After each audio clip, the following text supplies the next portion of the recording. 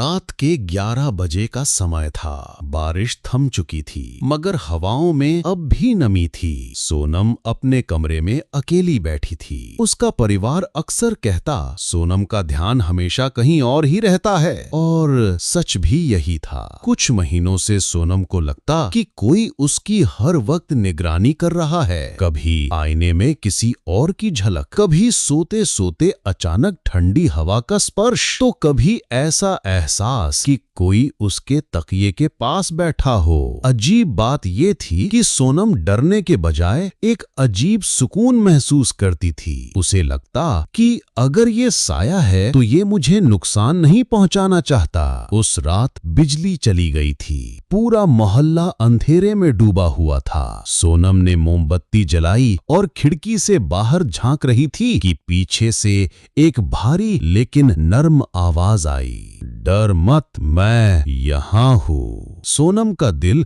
जोर से धड़कने लगा। धीरे धीरे उसने पीछे मुड़कर देखा। कमरे के कोने में धुंध जैसा एक साया खड़ा था। चेहरा साफ नहीं दिख रहा था, लेकिन उसकी नीली चमकती आंखें अंधेरे में भी साफ दिख रही थी। सोनम की जुबान लड़खड़ाई। तुम कौन हो? साया बोला, मैं वही हूँ जिसे तुम महीनों से महसूस कर रही हो। लोग मुझे जिन कहते हैं, पर तुम्हारे लिए मैं बस एक हमसफर हूँ। रिश्ता जो डर और मोहब्बत के बीच था। पहली बार तो सोनम को यकीन ही नहीं हुआ, लेकिन दिन ब दिन ये साया उसके करीब आने लगा। रात को जब सब सो जाते, सोनम उससे बातें करती। वो जिन कभी उसका नाम नहीं बताता, बस कहता, नाम में क्या रखा है, तुम्हारी दिल की धड़कन ही मेरा नाम है। धीरे धीरे सोनम को वो अजीब सी मोहब्बत महसूस होने लगी। जब वो उदास होती तो अचानक हवा का एक झोंका उसके आंसू सुखा देता। जब उसे डर लगता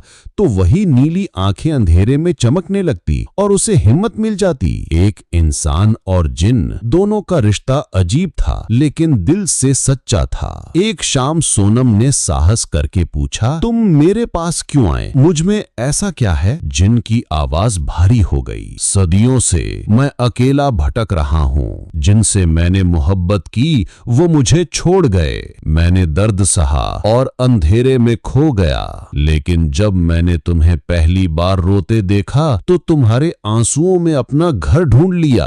सोनम की आंखों से आंसू बह निकले। उसका दिल कांप रहा था। ये मोहब्बत खतरनाक भी हो सकती थी, पर सच्चाई से भरी थी। दिन बीतते गए। अब सोनम का ध्यान परिवार से हटकर सिर्फ उसी जिन की ओर चला गया। लेकिन जिन्नात की दुनिया इतनी आसान नहीं थी। एक रात सोनम गहरी नींद में थी।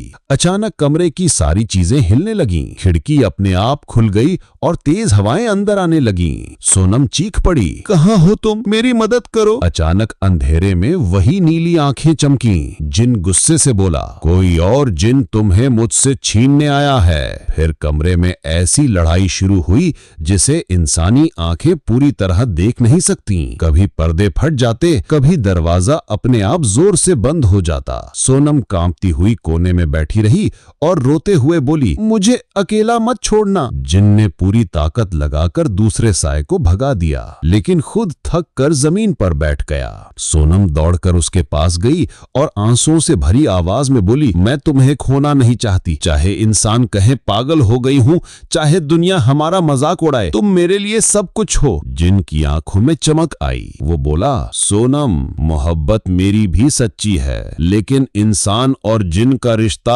आसान नहीं होता। कभी हमारी दुनिया तुम्हें चोट पहुंचा सकती है, पर याद रखना, अगर मैं कभी ना रहा तो तुम्हारे दिल की धड़कन में हमेशा जिंदा रहूंगा। सोनम ने कांपते हाथों से उसकी धुंध को पकड़ने की कोशिश की, लेकिन वो धीरे धीरे गायब होने लगा। उसकी नीली आंखें कुछ पल और चमकी, फिर अंधेरे में खो गई। कमरा फिर से शांत हो गया। सोनम ने अपने दिल पर हाथ रखा और आंखें बंद कर लीं। उसे साफ सुनाई दिया, मैं हमेशा यही हूँ, तुम्हारे पास। उसके बाद हर रात जब हवा खिड़की से अंदर आती, सोनम को लगता कि वो साया अब भी उसके साथ है। नजर न आने वाला, पर दिल में बस जाने वाला।